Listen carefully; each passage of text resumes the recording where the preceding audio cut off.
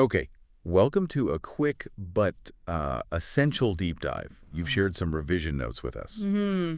And our mission today is really just to slice through them, pull out the absolute core knowledge you need on Mittelschmerz. Yeah, this is a really common one, actually, something that, comes up. So getting these key points locked down is definitely helpful for a revision. Absolutely. Let's get into it. So, the name itself, Mittelschmerz. German. Right. Yeah, exactly. German for middle pain. Okay. And, well, the name pretty much nails the main idea. Right. We're talking about abdominal pain that happens, right in the middle of the menstrual cycle. During ovulation. Specifically during ovulation, yeah.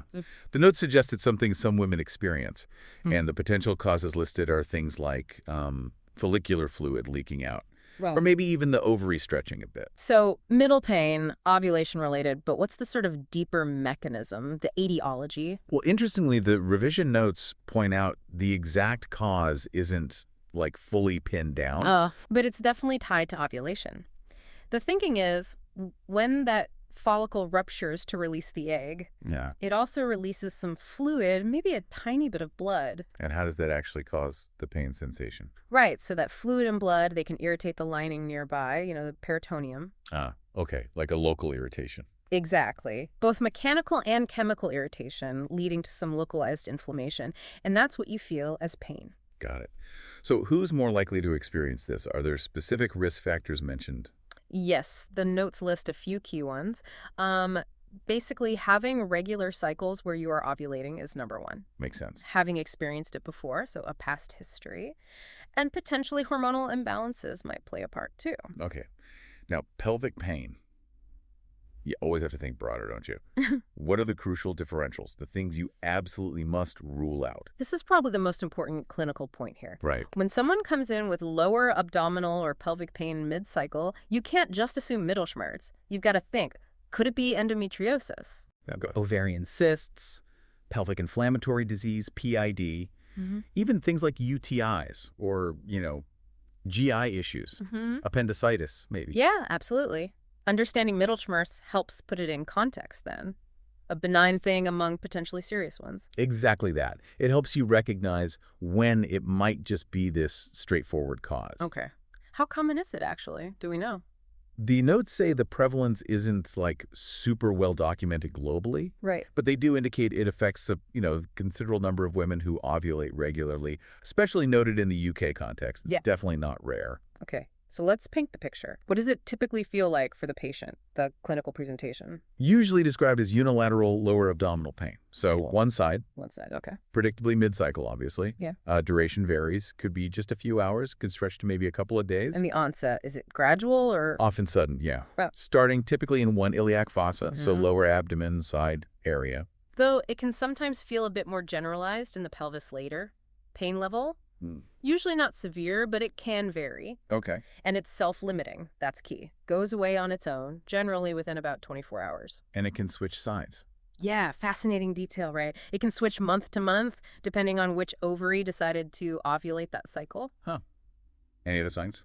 The notes mention light vaginal bleeding or spotting is possible sometimes too. Okay. So given that typical picture, what investigations are usually needed? Well, the main point here is that the diagnosis is usually clinical. Based on the story. Exactly. Based on the history, that classic timing, the character of the pain, and a physical exam. Which is usually normal. Typically normal, yeah. Including the pelvic exam. There isn't a specific blood test or scan that says, yes, this is Mittelschmerz. So when would you investigate further? You'd investigate if the pain is really severe, if it keeps coming back in a way that's worrying, or if there are other symptoms. Red flags. Yeah, red flags, basically, that suggest it might be one of those differentials we listed. It's about ruling out other causes. Right. Okay, so how do you manage it if it is just Mittelschmerz? Management is really just focused on relieving the symptoms. It's usually simple stuff. Right. Over-the-counter pain meds like paracetamol or ibuprofen. Applying heat, like a heat pad. Rest. Okay. For cases where it's really severe or impacting quality of life significantly, the notes mention hormonal contraceptives might be an option as they suppress ovulation. Right. Stop the trigger. Exactly. Or other medications.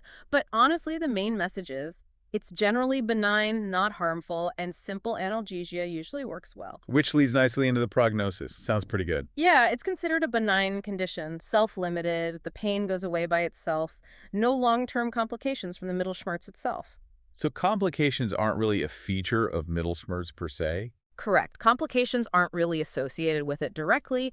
If someone has severe pain or other concerning symptoms alongside it, that's the trigger for investigating those other potential conditions. So really, for you listening, understanding these features, the timing, the one-sidedness, the self-limiting nature, it's valuable because it helps you distinguish this pretty common, generally harmless cause of pelvic pain from other things that absolutely do need looking into further. It gives you that confidence to recognize the pattern. It really highlights that clinical assessment and knowing those differentials inside out. And, here's a final thought to chew on. Even though this is clearly a common experience for many women, described for ages, the notes point out that the exact step-by-step biological mechanism causing the pain, it's still not completely pinned down. Yeah, a little bit of physiological mystery still there. Bit of a mystery around this middle pain. So that was a focused run through your revision notes on Mittelschmerz. Covered the key areas. Yeah, definition, causes, differentials, management, all the essentials.